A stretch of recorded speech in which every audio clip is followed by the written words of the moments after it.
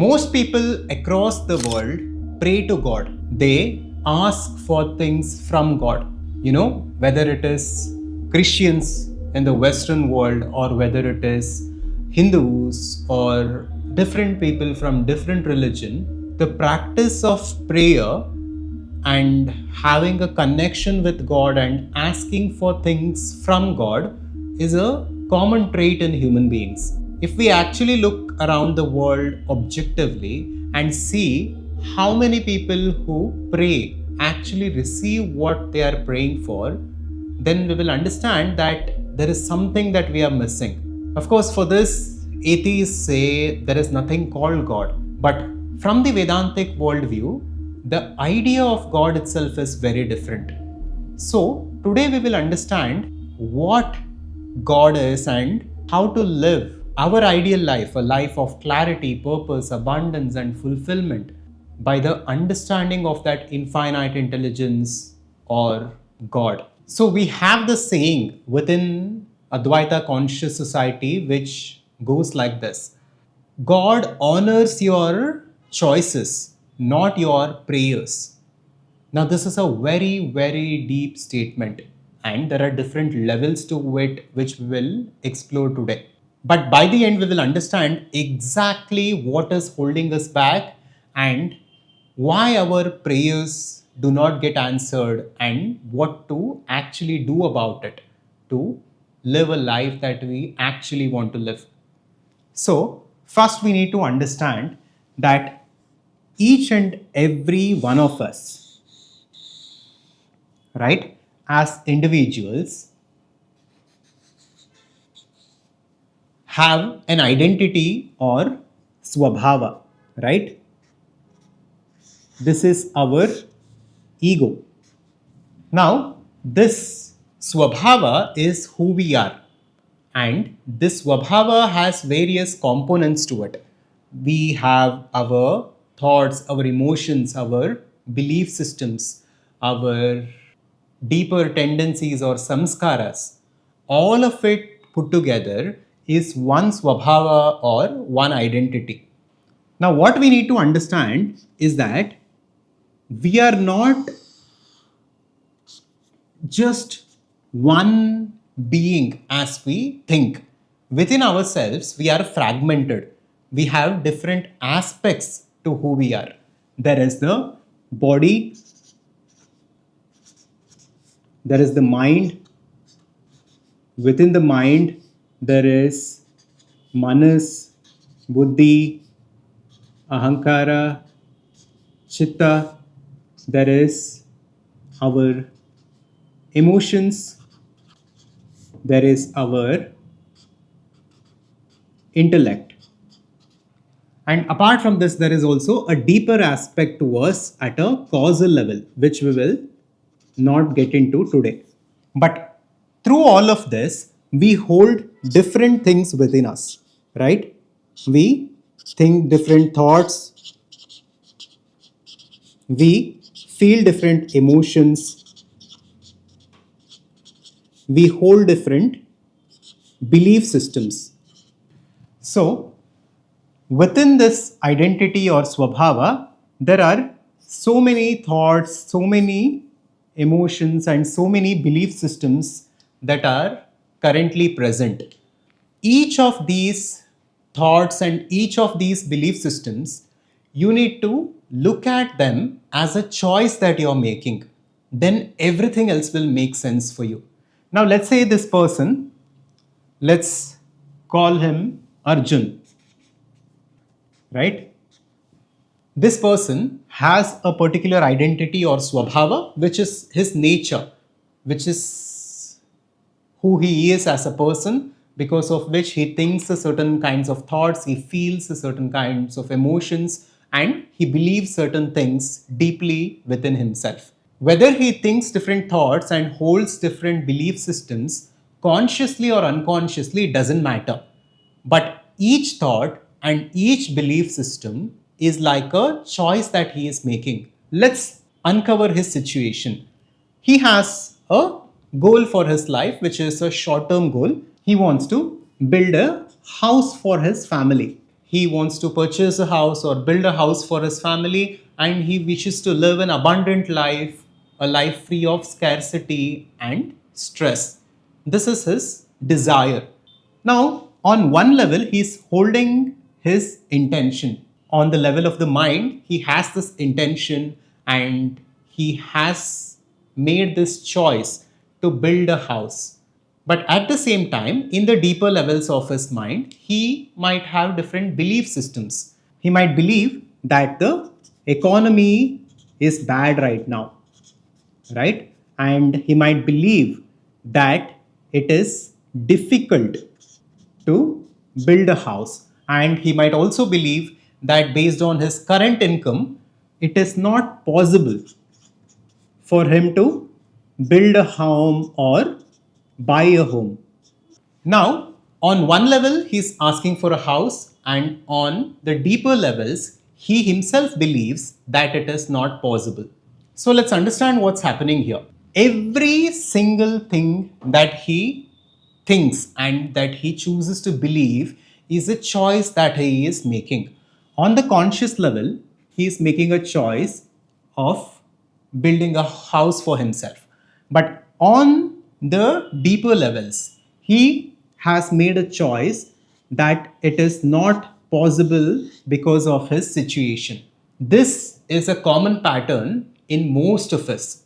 On the surface, we talk about achieving great things, we talk about doing great things. But at the deeper level, we have certain belief systems and choices that we have made unconsciously that are holding us back. And in this confusion, the prayer will not get answered and he will not be able to build his house because he himself has chosen not to.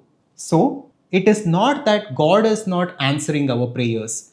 From the worldview of Vedanta, God is nothing but the infinite consciousness or the infinite intelligence that is in and through everything, that is in and through all things, including ourselves.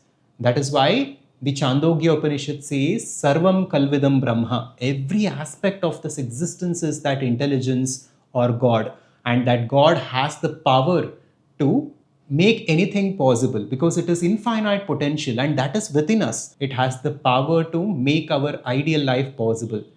But are we allowing ourselves to live that reality is the question. This is why Sri Krishna says in the 6th chapter, 6th verse, Bandhuratmat manastasya enatmaivatmana jitaha anatmanastu shatrutve vartetatmaiva shatruvat. And this is the guiding principle for us at Adhvaitha Conscious Society. And we have an elaborate 6-month journey for senior professionals and entrepreneurs where we just focus on this singular aspect of working on ourselves and our swabhava at a deep level to make transformation possible, because Krishna says in this verse that you yourself are holding you back. Nobody is holding you back. God is not against you, the world is not against you, you are against yourself. And if you conquer yourself, you are your best ally and you will be able to live the life that you wish to live. But if you fail to do so, and if you cannot conquer yourself at all levels, at the level of the body, at the level of the mind, at the level of the emotions, intellect, and the deeper aspects of our being, if we do not conquer ourselves and if we do not address our own thoughts and belief systems at a very deep level, and if we do not make them congruent with our ideal life, then our ideal life is never possible for us. So, this is what is happening. What is happening is that on one level, we all choose a happy life, a fulfilled life, a life of abundance. But on a deeper level, we talk about how the economy is bad, how AI is taking over everything, and how it is difficult to buy a house or live a fruitful life.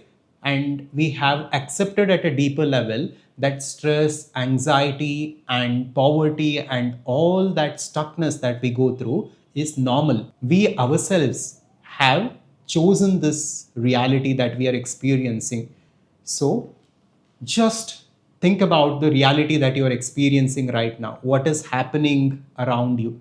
whatever it is, your financial situation, how your relationships are, how your health is, each and everything you have chosen yourself. Now it might be very difficult to accept this, because you would say, why will I choose such a reality for myself? The problem is you are doing it unconsciously. And Vedanta explains the cause of this unconscious identity or swabhava, and that is karma. Vedanta says we have lived thousands of lifetimes in thousands of forms, in different bodies and in different minds, and we have accumulated memory and data from all these lifetimes. Apart from that, there is our parental conditioning, the influence that we get from our parents when they raise us, and then there is the societal conditioning, how society conditions us to think in a certain way, how society conditions us to have these belief systems that keep us at a mediocre level. Then after this comes our education system, which is broken, which is simply training us to be employees and live an average life. All of it put together has given rise to your current swabhava or identity. And based on your current identity, you currently have chosen a certain kind of reality to live. And most of us have chosen this reality unconsciously. Now that you're aware that you yourself have chosen this reality that you're experiencing based on your unconscious beliefs, what you need to do is to go deep within yourself and work on yourself at different levels. You need to address your identity and swabhava. You need to address your deep seated belief systems. You need to address all the choices that you have made unconsciously, and then change them and transform them so that they are in congruence with the life that you actually wish to live. Once every part of your being becomes aligned in one direction, when all beliefs that you hold within yourself support your ideal life, then living a life of abundance and fulfillment and everything that you are looking for becomes effortless. It is inevitable. The only person that is holding you back is you yourself. And this is the internal battle that you're fighting. If you win within yourself, there is nothing outside that can stop you, and there is nothing outside that you cannot achieve. So the entire game is within you. And the process of conquering ourselves and transforming our swabhava at a deep level is what we call conscious creation. So, conscious creation is a framework and a process that we have developed within Advaita Conscious Society, where we help individuals work on their deepest level, that is their swabhava, through which everything transforms their body, their mind, their emotions, their intellect, and we address the deep seated choices that they have made. This is the key to transformation. God loves you so much that He allows you to experience a life of struggle and a life of poverty and a life of stress and anxiety, not because He wants that for you, but you have chosen it for yourself based on your karma and your own actions and your unconscious choices. You have chosen this reality, and that God or that infinite intelligence, flows through this swabhava and gives rise to a reality for that swabhava or that identity to experience. And if you want to go through this advanced journey of conscious creation to change your life in the next 6 months, then check out this video next, where we go deep and explain to you the 4 pillars of conscious creation and the deeper aspects of this process. And at the end, you can also book a call with us to begin this journey.